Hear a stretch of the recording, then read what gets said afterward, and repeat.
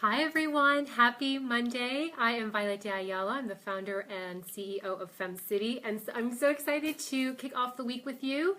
And I hope you guys had a really good weekend. So today's topic is all about how to delegate. And this topic comes from one of my very best friends and one of our Miami business members, Kimberly Feldman in Key Biscayne. Kimberly, this is such a great topic because so many of us deal with this, not able to delegate, and we have so much on our plates, and we're not able to then focus on matters that are really important to ourselves, to us.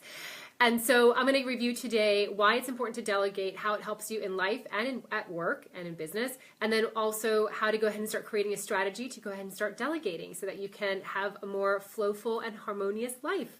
So what does it feel like, or what's the reason why we'd go ahead and delegate? Hi, Sada. So when we delegate, it gives us the opportunity to have, look at my dog in the background. You can kind of see him there.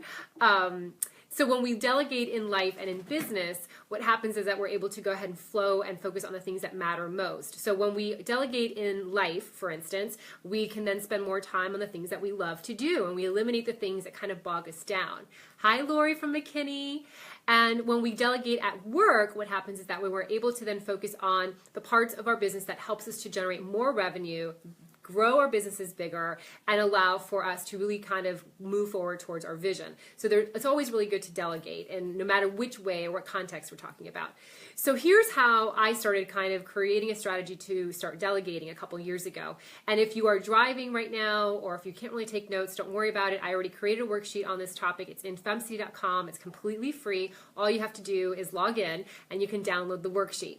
So the first thing to do is to go ahead and create a list of your top 10 activities that you do. So, and this could be a combination of life, it can be a combination of work, it can just be one or the other. It's really up to you.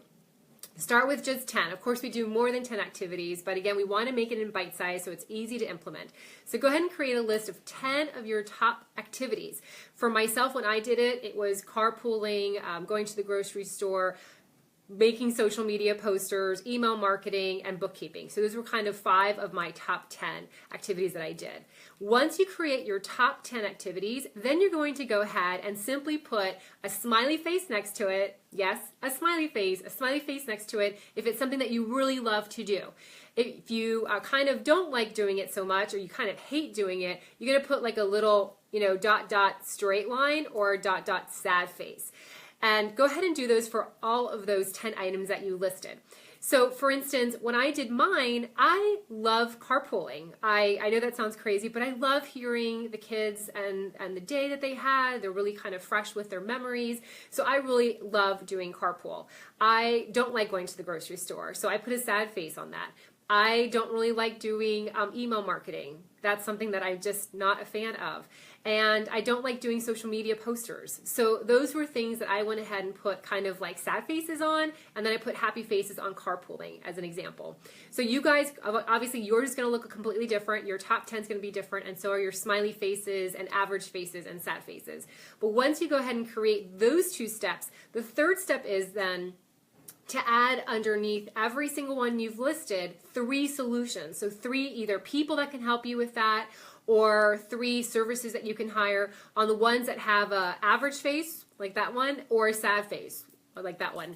And list 3 people or 3 services that can help you with that. So for instance, I don't like going to the grocery store, so when I created this list, I found a program, right, Instacart, that delivers the groceries to our house every single week. That really helps me. I don't enjoy driving to the grocery store. I don't enjoy just the whole entire hustle and bustle on the weekend. It really was stressing me out. So I went ahead and added that to solve that problem for me and to give myself more time to do the things that I love to do, which is being with the kids on the weekend.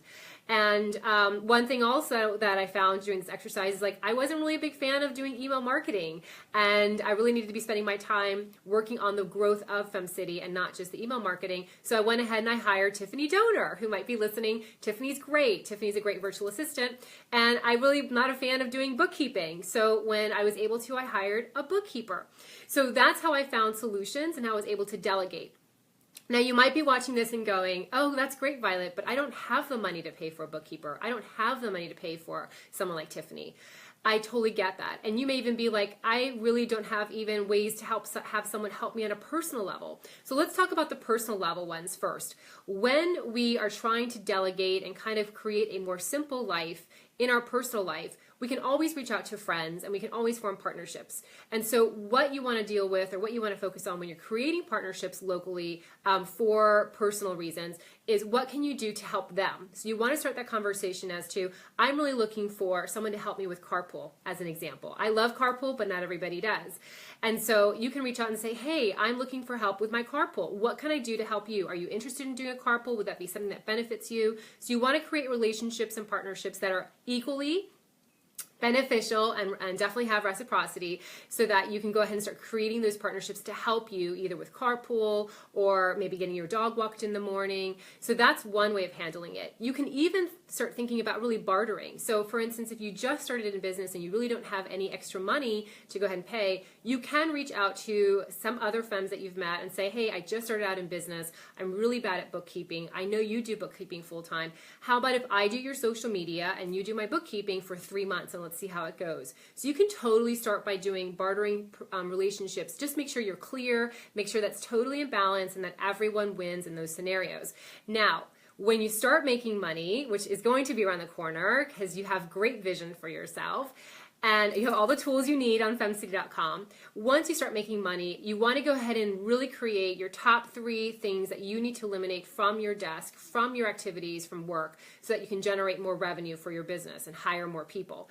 So that's when you start allocating funds every single month to go ahead and create those first 3 hires. And it can be in baby steps. You can be totally honest with someone and say, I only have $100 or $300 or $500 that I can pay every month. And you can start, and as your business starts growing, your money starts growing, and then you're able to add more hours. It helps everyone, right? It helps you, it helps your business, you're able to hire more people, and it helps the people that you're hiring to help you with those services. It's their specialty.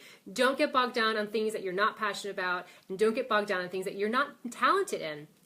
Our businesses are run by the talents that we bring to the table, and if those are not our talents, we're wasting our time and we're impeding the growth of our business. So I hope that helps. Those are quick, easy tips. Again, I have the worksheet on FemCity.com. Feel free to download them. All you have to do is log in. It's free to join as a community member. We have tons of worksheets there. And remember, when you delegate, when you create your strategy, it gives you the opportunity to live life in a more harmonious way and also to grow your business.